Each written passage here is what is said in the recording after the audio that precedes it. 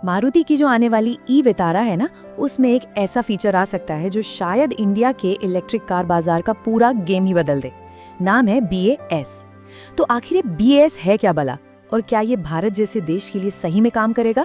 चलिए आज इसी की तह तक चलते हैं। सोचिए जरा, यही वो सबसे बड़ा सवाल है जिसके इर्द गिर्द आज की सारी बातचीत घूमेगी। क्या BAS वो जादू की छड़ी हो सकता है जो इलेक्ट्रिक गाड़ियों की सबसे बड़ी मुश्किल यानी उनकी आसमान छूती कीमत को जमीन पर ले आए? ठीक है, तो सबसे पहले एकदम बेसिक से शुरू करते हैं। ये जो नया शब्द सुनने में आ रहा है बास, इसका मतलब क्या है? मतलब एक आम कार खरीदार के लिए इसके मायने क्या हैं? चलिए समझते हैं। बिल्कुल आसान भाषा में समझिए। आप गाड़ी खरीदते हैं, मतलब गाड़ी की बॉडी, चेसी, टायर सब आपका, लेकिन जो बैटरी है, जो कि ईवी का सबसे महंगा पार्ट होता है, वो आपकी नहीं होती, वो कंपनी की होती है। और आप उसे चलाने के लिए हर महीने एक किराया या सब्सक्रिप्शन फीस देते हैं। तो देखिए, ये जो ओनरशिप का कॉन्सेप्ट है ना, ये उसे पूरी तरह से बदल देता है। अभी तक क्या होता था, आप पूरी गाड़ी खरीदते थे बैटरी के साथ, तो सारी जिम्मेदारी, सारी टेंशन आपकी। लेकिन BAS मॉडल में लागत और जिम्मेदारी दोनों ही बढ़ जाती हैं।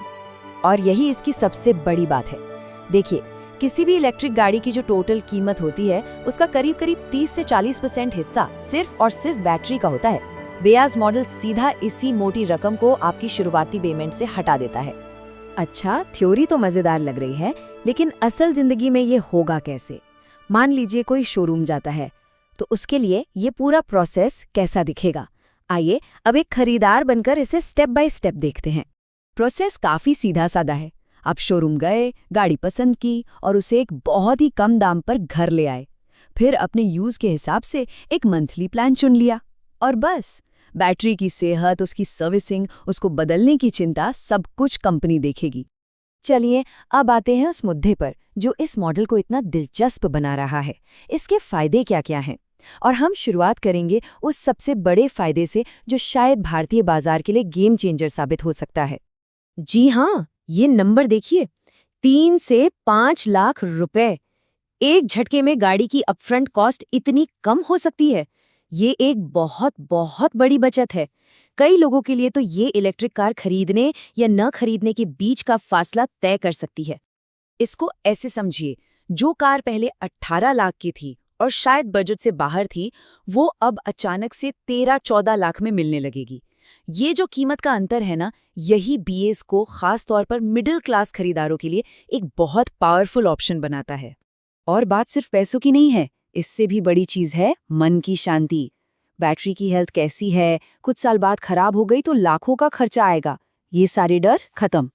और तो और, कल को कोई बेहतर टेक्नोलॉजी वाली बैटरी आ गई तो आप आसानी से अपग्रेड भी करवा पाएंगे। ये सब मिलकर भारत में EV अडॉप्शन को जबरदस्त रफ्तार दे सकते हैं। लेकिन ठहरिए, कहानी सिर्फ अच्छी नहीं है। जैसा कहते हैं ना, हर सिक्के के दो पहलू होते हैं। तो ये मॉडल सुनने में जितना शानदार लगता है, इसकी अपनी कुछ चुनौतियां और नुकसान भी हैं। चलिए अब जरा उन पर भी ईमानदारी से बात कर लेते हैं। यहाँ पर थोड़ा सा गणित समझना बहुत जरूरी है। हाँ, शुरू में पैसे कम लगे, लेकिन जो किराया हर महीने जेब से जाएगा, वो भी तो जुड़ेगा। तो जो लोग बहुत ज़्यादा गाड़ी चलाते हैं, उनके लिए हो सकता है कि 5-7 साल में टोटल खर्च नॉर्मल EV खरीदने से भी ज़्यादा हो जाए। इसके अलावा भी कुछ और बड़े रिस्क हैं, जैसे आप पूरी तरह से एक ही कंपनी पर डिपेंडेंट हो जाते हैं। कल को उसने सब्सक्रिप्शन महंगा कर दिया तो?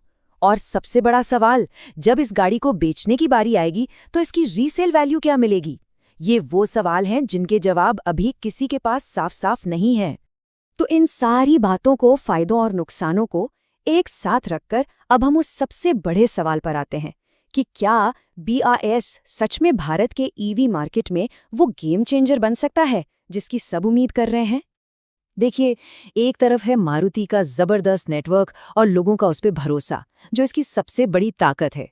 लेकिन दूसरी तरफ हम भारतीयों को हर महीने किराया देने की आदत डालना और इस बिल्कुल नए कॉन्सेप्ट के बारे में समझाना, ये अपने आप में बहुत बड़ी चुनौतियां हैं। तो कुल मिलाकर एक्सपर्ट्स का मानना यही है कि इस मॉडल में दम तो है, बहुत दम है, लेकिन इसकी पूरी की पूरी सफलता इस बात पर टिकी है कि कंपनी इसे लागू कैसे करती है। अगर सब्सक्रिप्शन की कीमत बहुत अग्रेसिव हुई और सर्विस नेटवर्क शानदार हुआ, तब तो ये हिट है। तो आखिर में सवाल बस इतना ही है। एक तरफ है कम डाउन पेमेंट और दूसरी तरफ है जिंदगी भर का एक मंथली बिल।